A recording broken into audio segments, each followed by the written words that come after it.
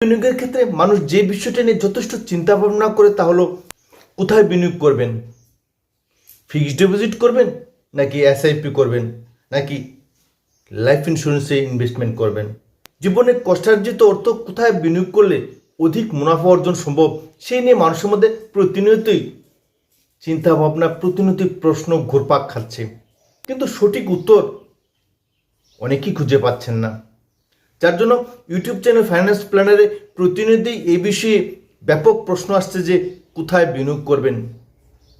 সে সমস্ত গ্রাহকদের বিভিন্ন প্রশ্নের উত্তরে আজকের এই প্রতিবেদন।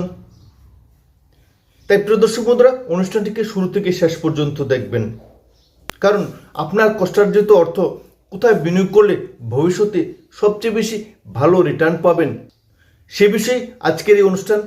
দর্শক বন্ধুরা, মূল অনুষ্ঠানে যাওয়ার আগে একটা অনুরোধ করব, অবশ্যই ইউটিউব চ্যানেল ফাইন্যান্স প্ল্যানারকে সাবস্ক্রাইব করে নেবেন, কারণ আপনাদের একটু সহযোগিতা আমাদের চ্যানেলকে আরও বেশি বেগবান করবে আপনাদের সামনে নিত্য নতুন অনুষ্ঠান উপহার দেওয়ার ক্ষেত্রে। অর্থ বিনিয়োগের সেরা ঠিকানা কি, এই নিয়ে মানুষের মধ্যে দ্বিধাদ্বন্দ্ব থাকলেও প্রকৃত সত্য তুলে ধরতে অনেকেই ভয় পান। তবে ইউটিউব চ্যানেল ফাইন্যান্স প্ল্যানারে আজকে যে বিষয়টি নিয়ে আলোচনা করতে যাচ্ছি তা হলো আপনার কষ্টার্জিত অর্থ কোথায় বিনিয়োগ করবেন। বিনিয়োগ করার পূর্বে যে বিষয়টা সবচেয়ে বেশি গুরুত্বপূর্ণ তা হলো আপনি কি ঝুঁকিপূর্ণ বিনিয়োগ করবেন নাকি ঝুঁকিহীন বিনিয়োগ করবেন। এই প্রশ্নের পেছনে আরও একটি প্রশ্ন আসছে, কারা ঝুঁকিপূর্ণ বিনিয়োগ করবেন এবং কারা ঝুঁকিহীন বিনিয়োগ করবেন। দর্শক বন্ধুরা, এই সমস্ত খুঁটিনাটি বিষয়গুলি জানা একান্ত প্রয়োজন, নতুবা আপনার বিনিয়োগ সঠিক দিশায় এগোবে না, সঠিক জায়গায় আপনি বিনিয়োগ করতে পারবেন না। যাদের হাতে কিছু টাকা সঞ্চিত হয়েছে এবং প্রতিনিয়ত বেশি করে রোজগার করার মতো যাদের সামর্থ্য নেই, তাদের পক্ষে ঝুঁকিপূর্ণ বিনিয়োগ করা মোটেও ঠিক নয়। যাদের হাতে প্রতিনিয়তই নির্দিষ্ট পরিমাণ অর্থ আসছে, অর্থাৎ অর্থের প্রবহমানতা সঠিক রয়েছে, তাদের জন্য রয়েছে ঝুঁকিপূর্ণ বিনিয়োগ। বিনিয়োগের একটি ভালো ঠিকানা হলো ফিক্সড ডিপোজিট। সেখানে নির্দিষ্ট মাত্রায় ইন্টারেস্ট পাওয়া যাচ্ছে, নির্দিষ্ট পরিমাণে অর্থ নির্দিষ্ট একটি ব্যাংকে কিংবা পোস্ট অফিসে বিনিয়োগ করে নির্দিষ্ট পরিমাণে অর্থই পাওয়া যায়, অর্থাৎ যেখানে কোনো ধরনের ঝুঁকি নেই। আপনি যদি ব্যাংকে ফিক্সড ডিপোজিট করেন 10 বছরের জন্য, ব্যাংক নির্দিষ্ট নিয়ম অনুসারে সেই অর্থই আপনাকে ফেরত দেবে। কিন্তু এসআইপি ঠিক সেরকম একটি প্রকল্প নয়। এসআইপি হলো যারা প্রতিনিয়তই ঝুঁকি নিতে রাজি, যাদের অর্থনৈতিক প্রবাহ প্রতিনিয়তই এগিয়ে চলছে, তাদের জন্য এসআইপি। এসআইপি হলো সিস্টেমেটিক ইনভেস্টমেন্ট প্ল্যান, অর্থাৎ নির্দিষ্ট পরিমাণে একটি অর্থ প্রতি মাসে আপনি সঞ্চয় করে যাবেন এবং এখানে ঝুঁকির পরিমাণ অনেক বেশি। এসআইপির মূল অর্থই হলো মিউচুয়াল ফান্ডে বিনিয়োগ করা। এছাড়া ইকুইটি কিংবা স্মল কেসও বিনিয়োগ করতে পারেন, তবে বেশিরভাগ মানুষের পছন্দ মিউচুয়াল ফান্ড। কিন্তু মিউচুয়াল ফান্ডে আপনি কিভাবে বিনিয়োগ করবেন? আপনার এই অর্থ মিউচুয়াল ফান্ডে বিনিয়োগ করার পূর্বে অবশ্যই ভাবনা চিন্তা করা উচিত, আপনি কি সরাসরি বিনিয়োগ করবেন নাকি এজেন্টের মাধ্যমে বিনিয়োগ করবেন। এক্ষেত্রে আপনার পছন্দ, তবে আমি বলবো অবশ্যই আপনি ডাইরেক্ট ইনভেস্টমেন্টের দিকে যাবেন। কোনো ধরনের দালাল কিংবা এজেন্ট কিংবা প্রতিবেশীর মাধ্যমে যদি আপনি বিনিয়োগ করেন, সেখানে 1 থেকে 2% ইন্টারেস্ট আপনি কম পাবেন।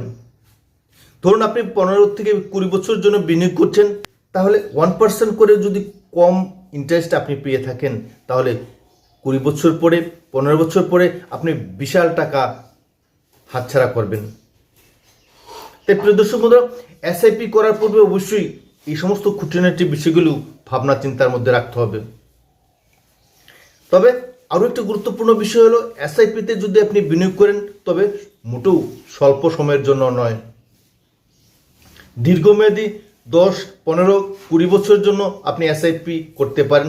তাতে দীর্ঘমেয়াদী বিনিয়োগের ফলে অ্যাভারেজ ইনকাম অনেক বেশি ভালো হওয়ার সম্ভাবনা থাকে এবং এক্ষেত্রে একটা বিষয় স্পষ্টভাবে বলতে হয় যে ফিক্সড ডিপোজিটে যে পরিমাণে মুনাফা অর্জিত হয় তার চেয়েও অনেক বেশি রোজগার হয়, অনেক বেশি ইন্টারেস্ট পাওয়া যায়, এসআইপি পদ্ধতিতে। তবে সেখানে বাজারে ওঠানামার উপর নির্ভর করবে আপনার সঞ্চিত অর্থের ভবিষ্যৎ।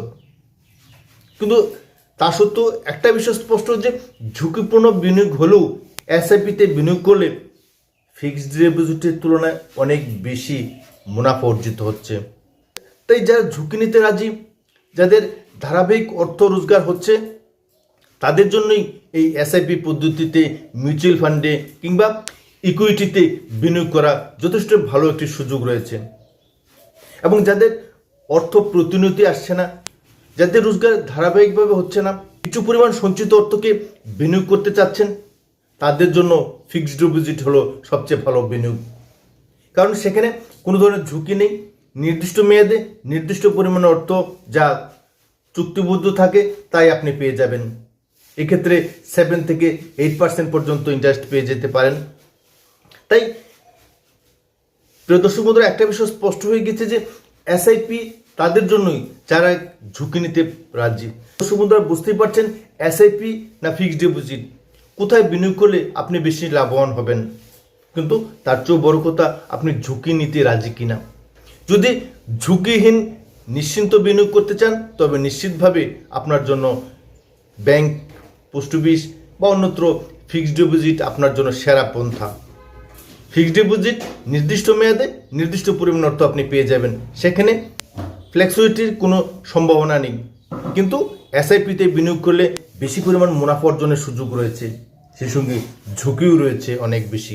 তাই প্রিয় দর্শক বন্ধুরা, ইউটিউব চ্যানেল ফাইন্যান্স প্ল্যানে প্রতিনিয়তই দর্শক বন্ধুরা যে প্রশ্ন করে থাকেন, ফিক্সড ডিপোজিট নাকি এসআইপি, কোন প্রক্রিয়ায় বেশি মুনাফা সম্ভব। তাই নিশ্চয়ই বুঝতে পারছেন যে কোথায় বিনিয়োগ করলে আপনি বেশি লাভবান হবেন।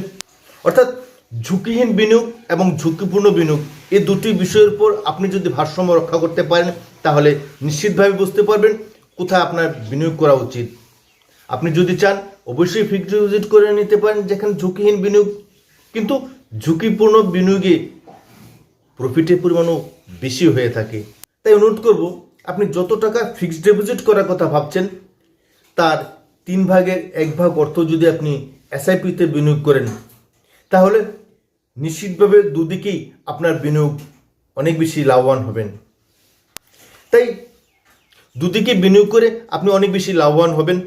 সহজ অঙ্কে বলতে পারি, যদি আপনি 1 লাখ টাকা ফিক্সড ডিপোজিট করতে চাচ্ছেন, তবে নিশ্চিতভাবে সেখানে কিছুটা অর্থ, অর্থাৎ 70,000 টাকা যদি আপনি ফিক্সড ডিপোজিট করে নেন এবং বাকি 30,000 টাকা দিয়ে আপনি যদি এসআইপিতে বিনিয়োগ করেন, তাহলেই নিশ্চিতভাবে বুঝতে পারবেন যে আপনার অর্থ কোথায় বেশি লাভবান হচ্ছে। তাহলে দুদিকে বিনিয়োগ করেই আপনি আপনার সঞ্চিত অর্থকে আরও বেশি করে লাভবানের দিকে নিয়ে যেতে পারবেন। তাহলে প্রিয় দর্শক বন্ধুরা, নিশ্চিতভাবে বুঝতে পারলেন যে এসআইপি ভালো না ফিক্সড ডিপোজিট ভালো, কোথায় বিনিয়োগ করা উচিত। সে বিষয়ে আজকের এই প্রতিবেদন আপনাদের কেমন লাগলো অবশ্যই কমেন্ট করে জানাতে ভুলবেন না।